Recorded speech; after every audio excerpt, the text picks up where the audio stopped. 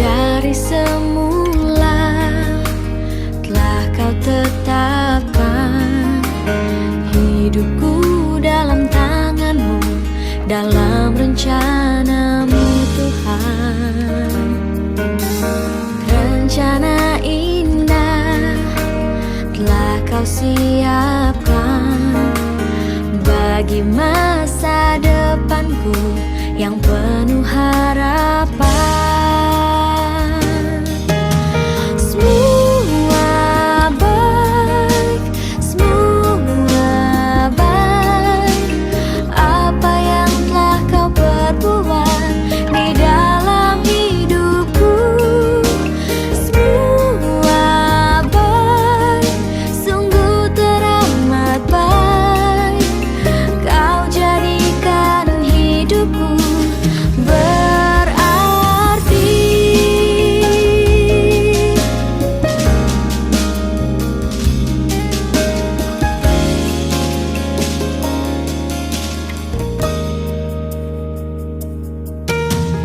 Dari semula telah kau tetapkan hidupku dalam tanganmu, dalam rencanamu Tuhan. Rencana indah telah kau siapkan bagi masa depanku yang penuh harapan.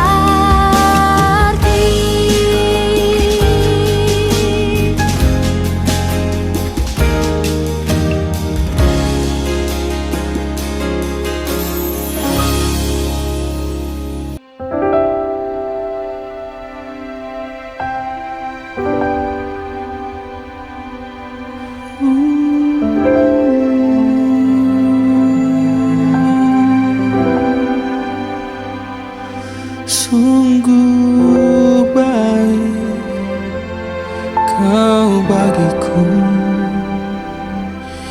Yesus.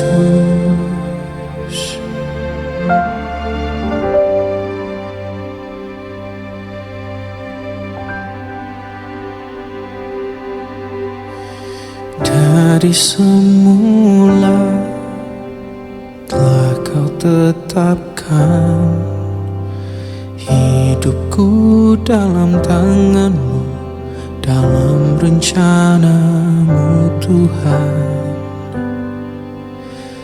Rencana indah telah kau siapkan bagi masa depanku yang penuh harapan. Semua baik, semua baik. Apa yang telah kau perbuat di dalam hidupku, semua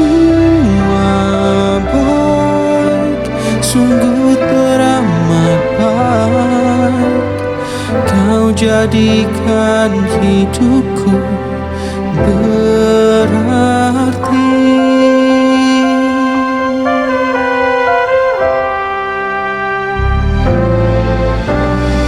Dari semula telah kau tetapkan hidupku dalam tanganmu, dalam rencanamu Tuhan. Rencana indah telah kau siapkan bagi masa depanku yang penuh harapan. Semua baik, semua baik. Apa yang telah kau perbuat di dalam hidupku, semua baik, sungguh teramat baik. Kau jadikan hidupku berarti.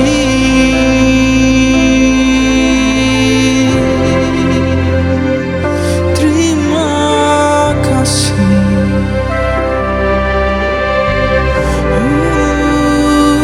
Terima kasih Tuhan. Dulu aku tak pernah dipandang. Oh, dulu aku tak pernah diperhitungkan. Namun kau memperhitungkanku, namun kau memandang aku. Terima kasih. Dunia memandangku sebelah mata, dunia memandangku tak berharga, namun kau jadikan aku biji matamu Tuhan. Semua baik, semua baik. Apa yang telah kau perbuat di dalam hidupku.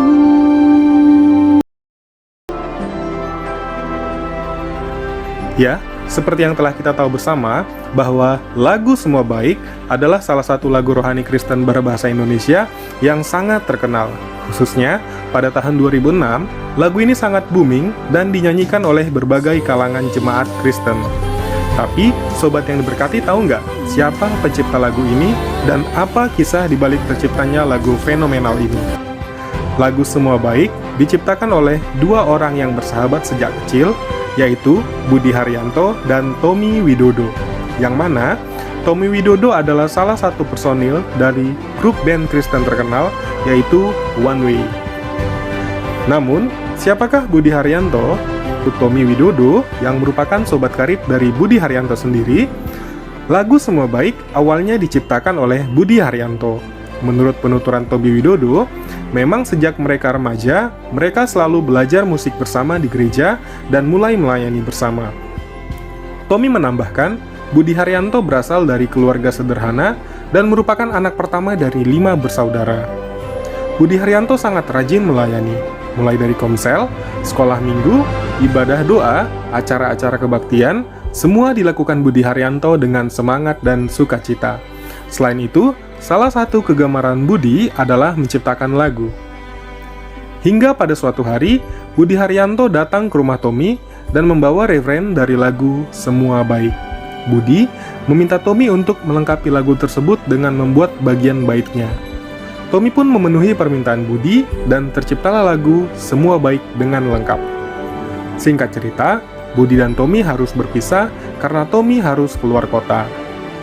Namun tak berapa lama, Tommy mendapat kabar bahwa Budi Haryanto telah meninggal dunia karena penyakit komplikasi. Budi meninggalkan seorang istri, yaitu Yani, dan seorang anak yang bernama Michael, yang menderita penyakit tunarungu. Saat ayahnya meninggal, Michael masih berumur 4 tahun. Masih sangat kecil ya, sobat yang berkati. Yani, istri Budi, mengatakan bahwa Budi meninggal karena serangan jantung pada 12 April tahun 2000. Pada saat-saat terakhirnya, di mana kondisi Budi sudah sangat kurus dan lemah, Budi berkata pada istrinya bahwa sekalipun ia meninggal, Yani dan Michael harus selalu setia melayani Tuhan. Dan Budi berkata pada istrinya bahwa Tuhanlah yang akan memelihara Yani dan Michael. Pada saat itu, Budi tidak meninggalkan warisan bagi istri dan anaknya, selain daripada sebuah lagu Semua Baik. Di sini kita belajar dari Budi lewat lagu yang diciptakannya, bahwa dalam kondisi yang teramat sulit sekalipun, di mana ia menderita penyakit komplikasi dan anaknya menderita penyakit tunarungu, namun Budi masih dapat berkata bahwa Tuhan itu baik. Masih dapat berkata bahwa semua baik, sungguh teramat baik. Apa yang telah Tuhan buat di dalam hidupnya. Budi masih dapat mengucap syukur pada Tuhan Yesus. Sungguh suatu kesaksian iman yang luar biasa ya, sobat yang diberkati. Lagu Semua Baik pertama kali direkam dalam album lagu anak-anak Revi. Lagu ini mulai dinyanyikan di gereja-gereja, komunitas Kristen, dan dalam persekutuan-persekutuan Kristen. Lagu Semua Baik mulai menguatkan banyak orang, seperti Budi Haryanto yang memang selalu kuat, percaya, dan mampu berkata lewat lagunya bahwa semua baik, walau sebenarnya hidupnya penuh dengan kesusahan. Budi tetap percaya bahwa rancangan Tuhan selalu baik. Itulah yang dituangkan Budi dalam lagunya tersebut. Hingga pada tahun 2006, lagu ini menjadi sangat booming.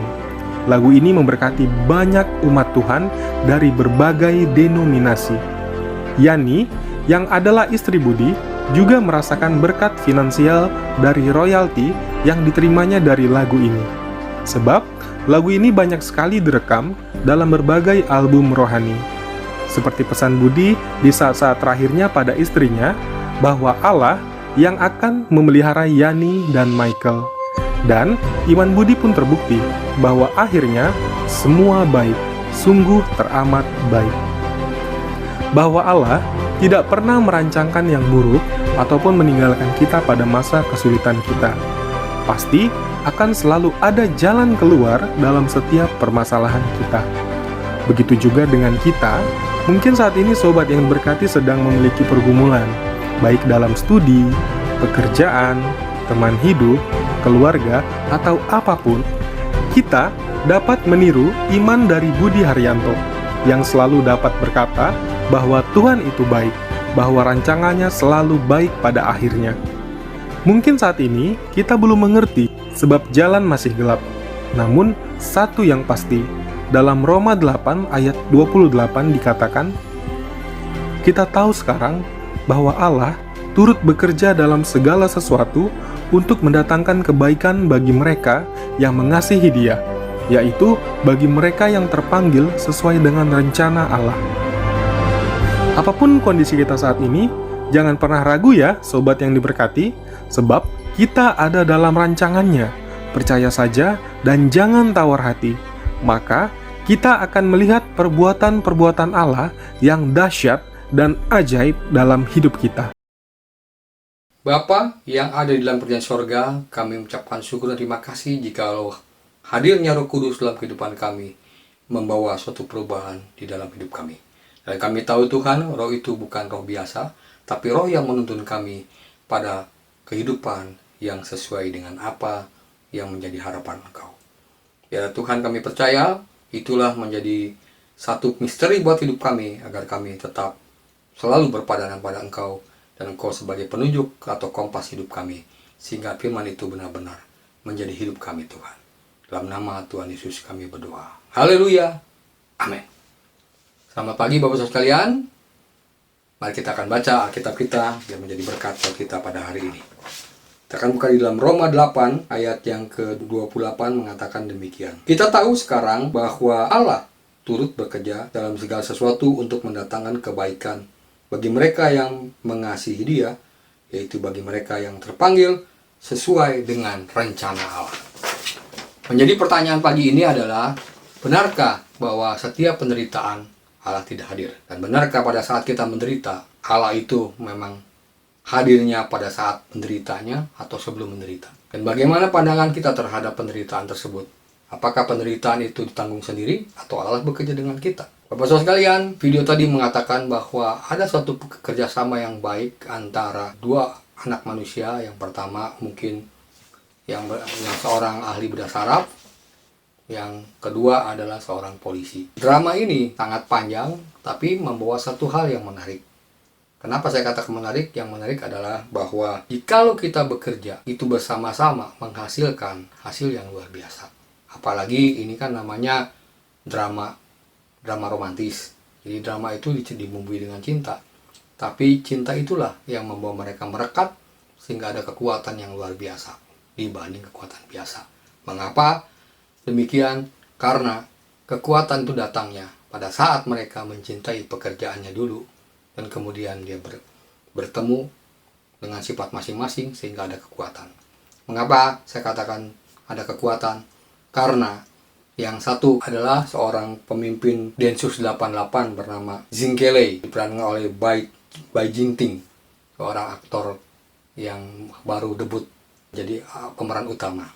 Dan yang kedua adalah Mika, dan diperankan oleh Sandra Ma, seorang artis juga yang mungkin saat ini menjadi tren.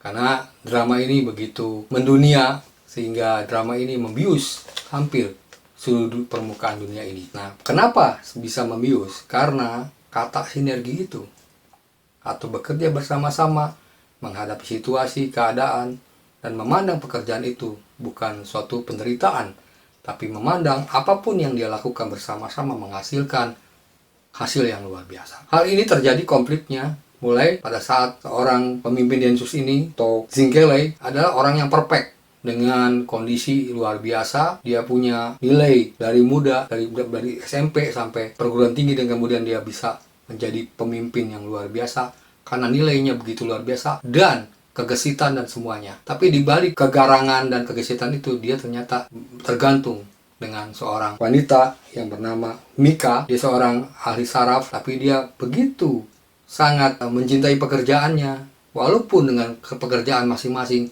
bertentangan, karena harus mendahulukan pekerjaan kedokterannya atau bedah sarafnya. Yang satu harus mementingkan negara, tapi mungkin kalau dari sisi statistik itu tidak mungkin bisa berjalan. Nah, inilah yang menarik dari cerita ini. Sehingga artinya kesinergian atau kerjasama yang luar biasa justru menentukan, bukan hanya dalam dunia romantisme atau cintanya, tapi di dalam apapun yang dia lakukan menghasilkan yang luar biasa. Dan yang kedua, Bapak Saudara, kita lihat video ini di mana seorang sahabat yang bekerja bersama-sama di dalam Tuhan yang bernama Budi Haryanto dan Tommy Widodo. Ini pekerjaan yang memang kelihatannya tidak menghasilkan sesuatu yang ajaib atau luar biasa, tapi mengarang lagu ini mereka bersinergi. Yang satu refrainnya, yang satu bait depannya. Terjadi pada 2006. Bapak Saudara bisa lihat videonya, menjadi berkat.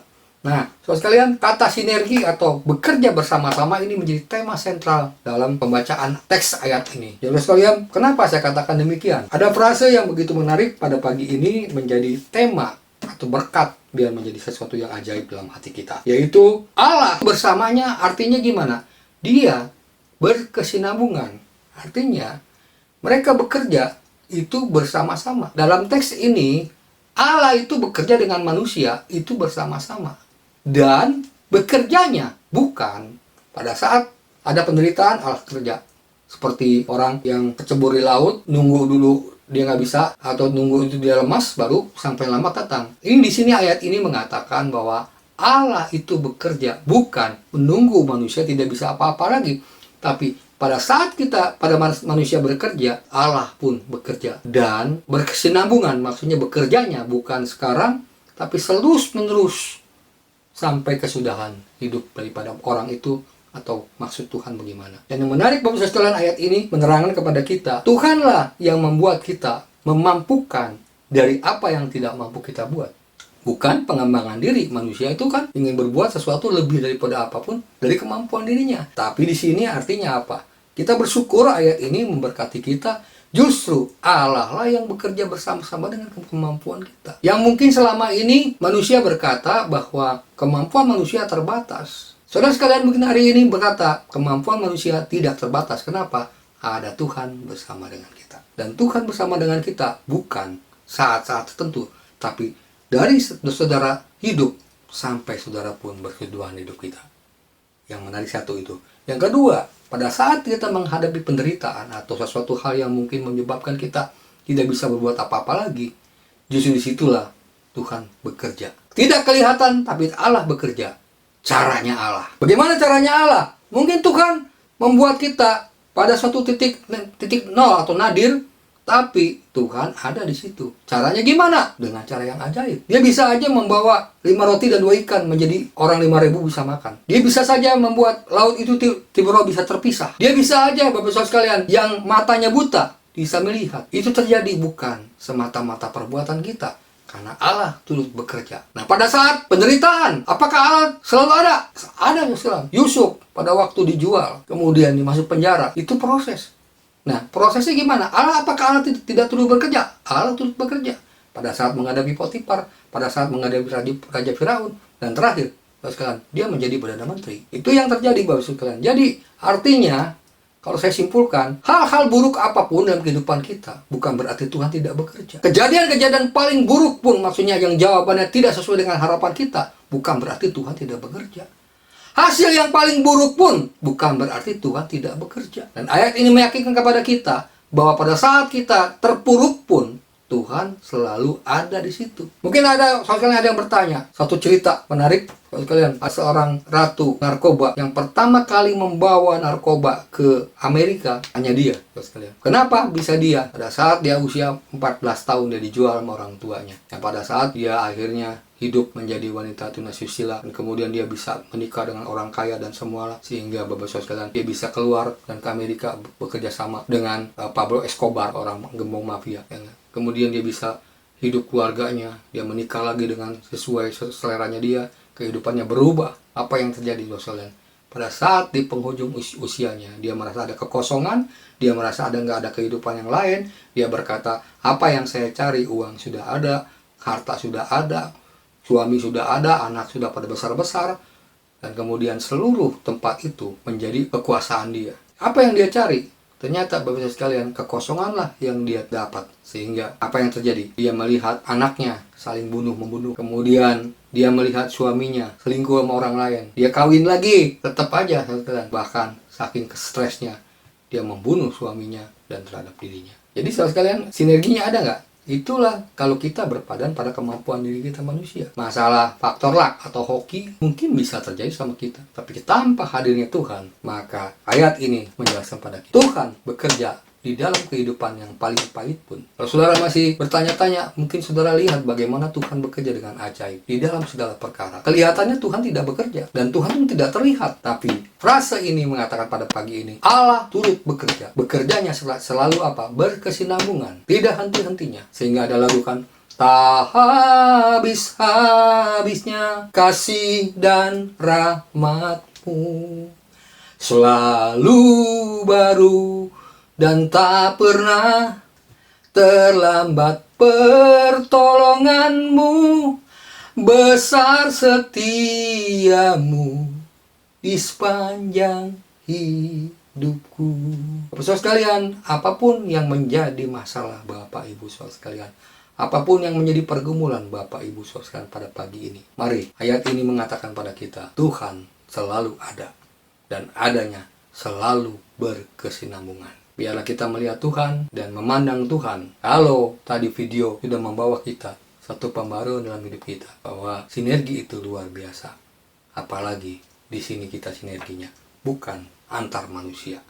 Kalau yang pertama kan hubungan antara seorang laki-laki dan perempuan karena cinta dan terus. Yang kedua, sahabat dari kecil.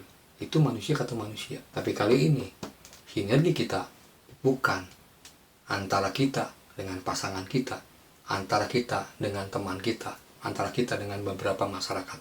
Tapi kali ini kita bekerja sama dengan Allah.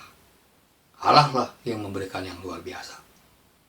Dan bagian terakhir dari saya, supaya saudara mengerti, bagaimana seorang pemain badminton mixed double, laki-laki dan perempuan, prestasi yang paling besar mereka lakukan adalah apa? Sinergi. Mungkin si perempuan kurang kuat, tapi laki-lakinya kuat. Tapi mungkinkah laki-lakinya kuat terus? Yang ada satu hal, yaitu sinergi dan pengertian. Semakin mereka mengerti satu sama lain, itulah kekuatan yang ajaib. Semakin mereka mulai paham masing-masing gaya permainannya, dan mereka tahu kekurangannya, mereka tidak bertengkar dengan kekurangannya, mereka tidak meributkan kekurangan masing-masing, mereka tidak pernah menyalahkan masing-masing, prestasi itu luar biasa.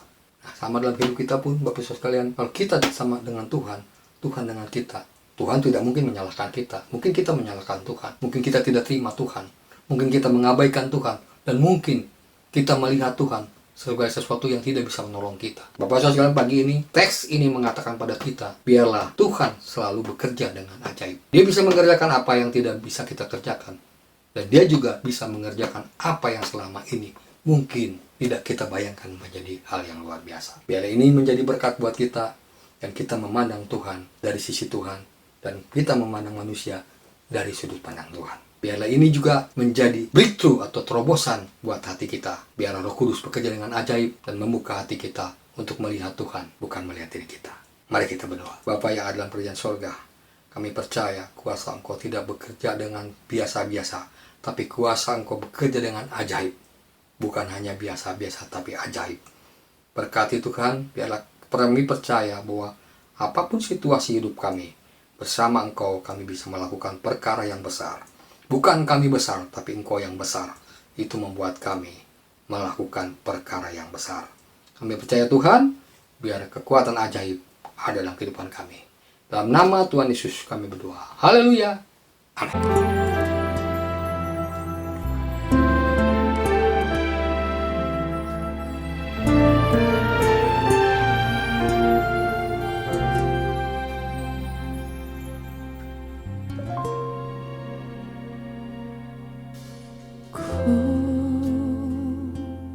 Bersyukur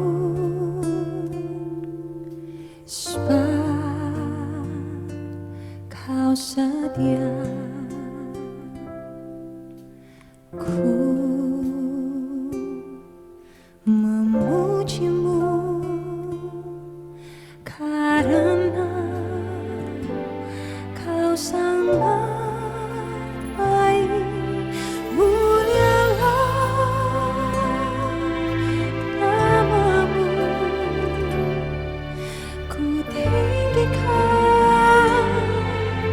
Ku agungkan selama hidupku.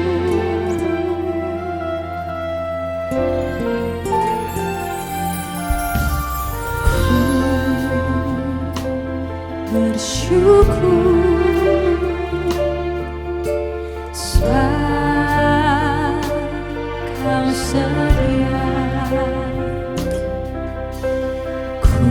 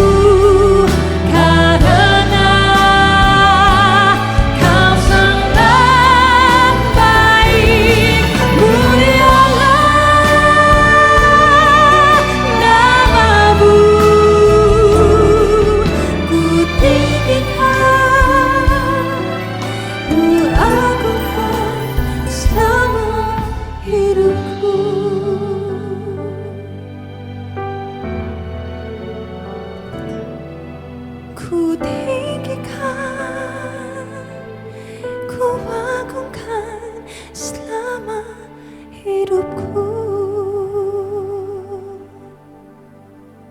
Diberkatilah ketika engkau keluar dari pintu rumah engkau. Diberkatilah buah kandungan engkau. Diberkatilah ladang engkau. Diberkatilah bakul nasi engkau. Dari hari ini sampai Tuhan bekerja dengan luar biasa. Pada saat kita bekerja menjadi berkat. Dan Allah selalu bekerja bersama-sama. Dialah kekuatan hidup kita. Dalam nama Tuhan Yesus kami berdoa. Haleluya. Amin.